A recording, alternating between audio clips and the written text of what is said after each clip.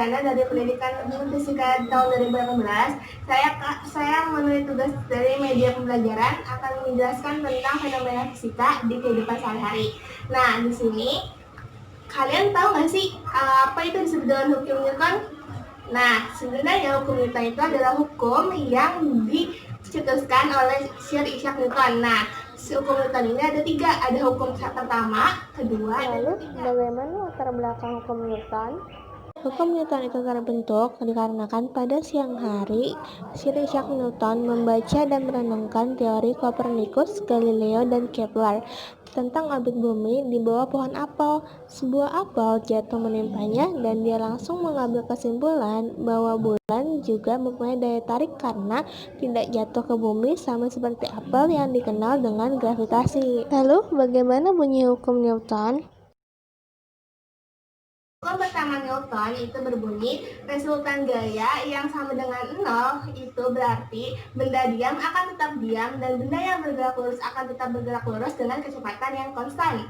Nah, hukum kedua Newton itu berbunyi percepatan berbanding lurus dengan gaya dan berbanding terbalik dengan massa. Nah, hukum ketiga nih ada yang tahu nggak apa itu bunyinya? Hukum ketiga Newton itu berbunyi benda yang diberi gaya akan sama dengan benda yang diberi gayanya, tetapi dengan arah yang berkebalikan. Lalu, apa yang akan kita lakukan sekarang? Di sini saya akan menjelaskan fenomena yang terjadi pada hukum kedua Newton yang bisa kita lihat dari video yang berikut ini.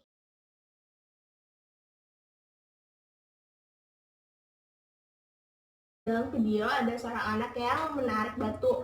Nah, jika batu yang ditarik nih dengan dua berat yang berbeda, apakah gaya yang ditarik anak itu akan sama? Dan apakah waktu yang anak itu lakukan juga akan sama?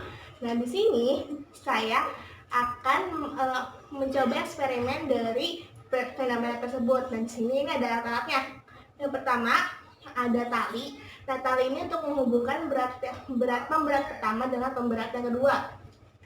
Yang kedua ada katrol. Katrol ini untuk agar benda dapat bergerak dengan sesuai dengan porosnya dari si katrol. Nah, di katrol ini juga kalian bisa taruh di ujung meja belajar sekolah kalian untuk menaruh katrolnya. Kalian bisa lihat ya.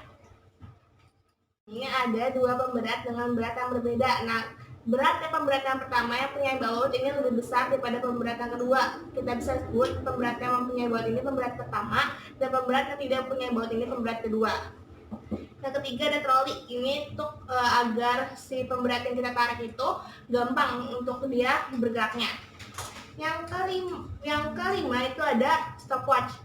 Kalian bisa stopwatch ya di handphone. Kalian bisa pakai di handphone atau kalian kalau misalnya punya stopwatch sendiri bisa kalian pakai. Kita akan mulai percobaannya. Ini ada rancangan dari alatnya. Yang pertama di sini ada katrol yang bisa kalian taruh di ujung meja. Lihat ya, ada katrol. Yang kedua ada pemberat pertama. Nah, di sini yang digantung itu pemberat yang pertama yang lebih besar dibanding pemberat yang kedua. Selanjutnya ada tali untuk menghubungkan pemberat pertama yang sudah yang ada di atas troli dengan pemberat pertama dan pemberat kedua. Nah, ini trolinya kalian harus hitung juga berapa massa dari trolinya ini. Oke. Nah, ini ada pemberatnya, kalian taruh di atas troli. Nah, di sini stopwatch juga. Stopwatch itu mengukur waktu saat si pemberatnya meluncur sampai di ujung sini, penggaris. Kalian lihat ya. Talinya dari si penggaris ini ke sini itu 30 cm. Nah, di sini bisa kita coba eksperimennya ya. 1, 2, 3. Nah, kalian lihat totalnya 0,66 detik. Eksperimen kedua kita ganti pemberatnya. Pemberat yang berada di ujung yang menggantung itu ada pemberat kedua yang tidak ada bautnya. Bisa kalian lihat yang ada bautnya dengan pemberat pertama yang ada bautnya. Kita coba menggunakan stopwatch dengan eksperimen seperti tadi. 4 dan 0,072.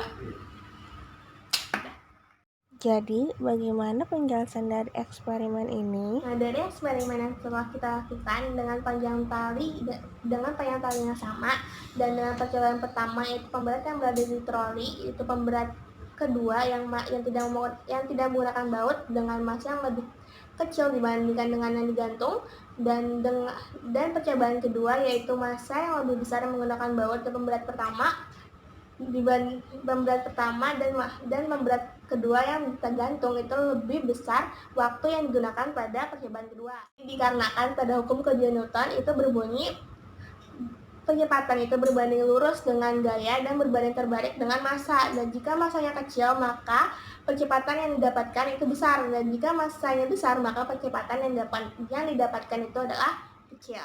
Mohon maaf. Wassalamualaikum warahmatullahi wabarakatuh. Waalaikumsalam.